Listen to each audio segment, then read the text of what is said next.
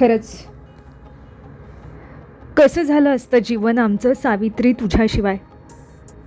अजूनही आमचे हात मातीतच माखून राहिले असते का?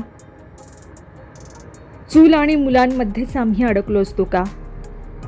पुरोगामी समजल्या जाणाऱ्या समाजानं अजूनही आमच्या देहाचा सरणावर अग्नी केला असता का? नऊवारी साडीच्या कासोट्यात अडकलेल्या आम्ही शेतावर राब राबत बसलो असतो का? दिवस रात्र थकणाऱ्या आमच्या जीवाची खरंच कोणी पर्वा केली असती का? पण तू सारं सारं झेललंस ते फक्त आमच्या सुखासाठी.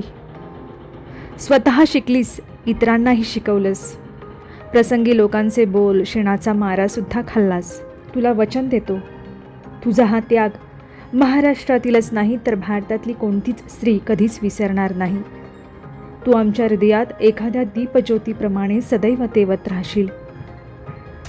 जेव्हा आमच्या मुली शिकतील तेव्हा तेव्हा आम्हाला त्यांच्यामध्ये तूच दिसशील. तुझ्यामुळे आम्ही घडतोय हे येणाऱ्या पिढीला आम्ही विसरून देणार नाही. हा शब्द आहे आमचा तुला.